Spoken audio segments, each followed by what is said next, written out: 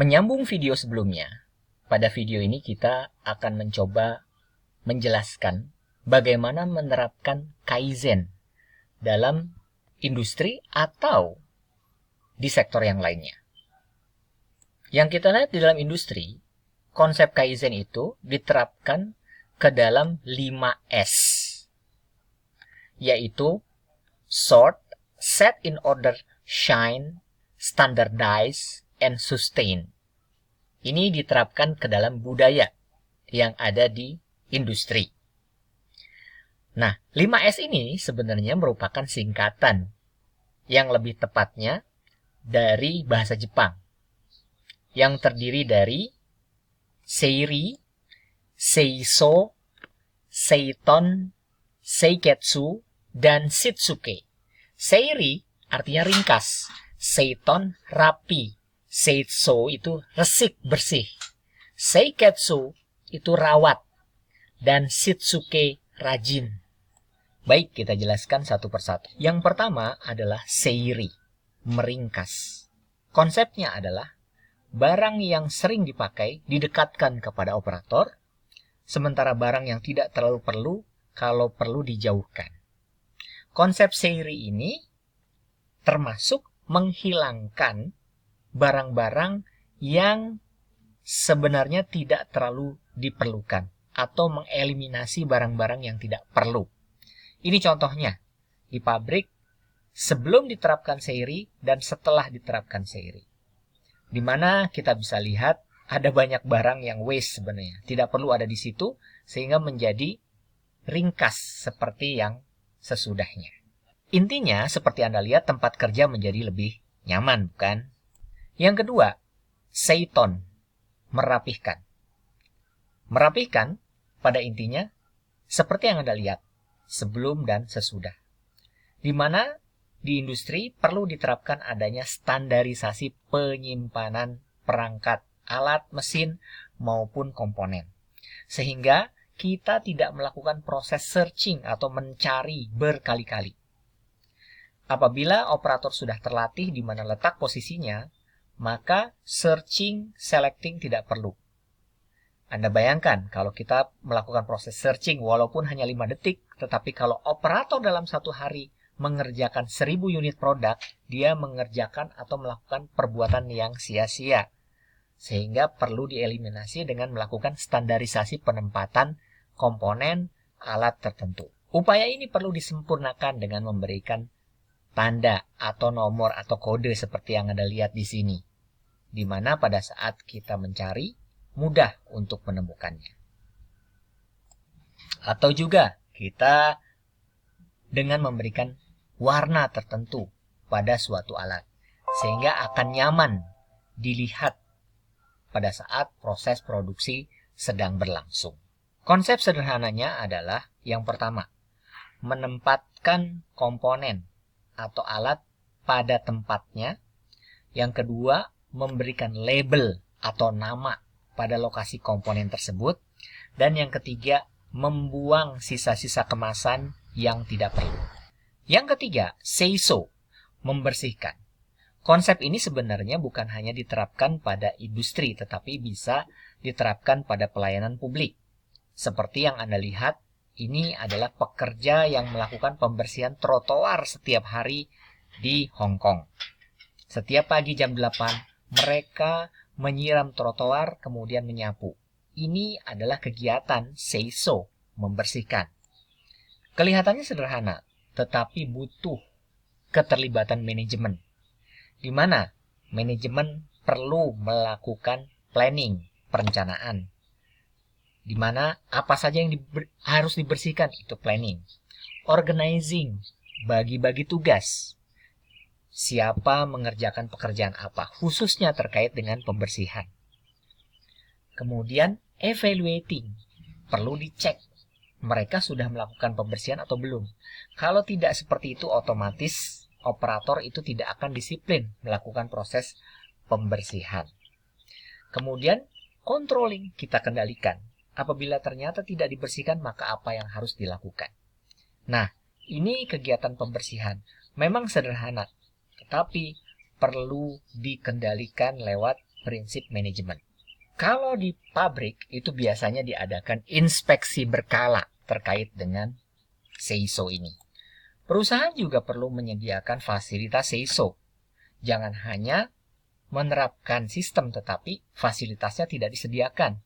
Misalnya, ketersediaan tempat pembuangan waste.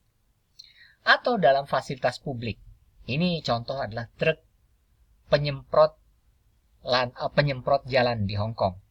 Jadi setiap pagi jam 8 itu, jalan itu dibersihkan dengan menggunakan truk ini. Otomatis fasilitasnya itu harus disediakan, sehingga menunjang kegiatan implementasi SEISO. Kemudian operator yang ada di pabrik atau di perusahaan sering lupa, otomatis perlu diingatkan. Nah, untuk mengingatkan seseorang perlu adanya sign atau tanda-tanda. Nah, ini contoh seperti ini.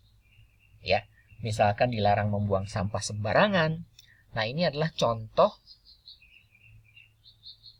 larangan untuk makan dan minum di dalam bus. Nah, ini saya ambil dari dalam bus di Hong Kong. Misalkan no food and drink. Berarti pada saat Anda naik bus, duduk, Anda dilarang untuk minum dan makan. Atau di pabrik Anda bisa menggunakan ini. Memerintahkan mereka untuk cuci tangan atau menggunakan hand sanitizer. Kenapa? Karena operator sebagai objeknya itu kadang-kadang perlu banyak diingatkan dengan menempelkan sign pada sekitar kawasan industri. Yang keempat, seiketsu atau merawat. Kegiatan ini sering disebut sebagai maintenance, perawatan. Tujuan perawatan adalah untuk menjaga kontinuitas produksi. Sebab pada saat mesin bekerja, tiba-tiba mesin berhenti, itu yang disebut sebagai breakdown. Otomatis mengganggu kegiatan produksi, sehingga outputnya yang tadinya 100 mungkin menjadi berkurang hanya 50. Nah, oleh sebab itu, perlu adanya perawatan. Konsep perawatan ini sering digunakan ya, sehingga kontinuitas produksi dapat berjalan dengan lancar. Nah, sebaiknya konsep perawatan ini menggunakan konsep preventif. Ya. Jadi sebelum kerusakan itu terjadi, kita menyiapkan terlebih dahulu dengan memberikan pelumas secara rutin, misalkan dengan membersihkan fasilitas mesin, ya, termasuk kita lihat sebelum dan sesudah proses perawatan itu akan terlihat. Konsep seiketsu ini luas, ya, di mana ada materi khusus namanya manajemen perawatan atau maintenance management. Pada intinya, perawatan itu ada beberapa konsep. Yang pertama, pada saat alat rusak itu atau merawat alat itu, kita harus melakukan apakah itu repair, memperbaiki alat, apakah itu replace, mengganti alat, ataukah itu overhaul, perbaikan alat secara keseluruhan. Nah, ini ada konsep manajemen tersendiri. Pada prinsipnya, implementasi seiketsu di perusahaan itu menerapkan maintenance management. Sekarang kita mengenal adanya total productive maintenance atau TPM. Anda ingin detail mempelajari maintenance, saya pernah menulis buku tentang total productive maintenance, manajemen perawatan industri. Nah, ini bukunya Anda bisa dapatkan di Shopee atau Tokopedia. Seiketsu juga butuh sign atau penanda, sehingga target yang kita rencanakan sebelumnya dapat tercapai. Dan yang kelima adalah shitsuke, rajin. Shitsuke adalah membiasakan melakukan sesuatu dengan benar. Ini memang agak sulit diterapkan, sehingga untuk menerapkan konsep ini perlu adanya reward and punishment. Bagi operator yang rajin, konsisten dalam menerapkan peraturan, perlu diberikan penghargaan. Sementara bagi operator yang malas, cenderung cuek, perlu diberikan peringatan atau mungkin hukuman. Nah, konsep seperti ini sekarang banyak diterapkan di dalam online ya, sistem online. Contohnya, dulu itu yang namanya ojek itu kadang-kadang mereka mempush harga semau-maunya. Ya.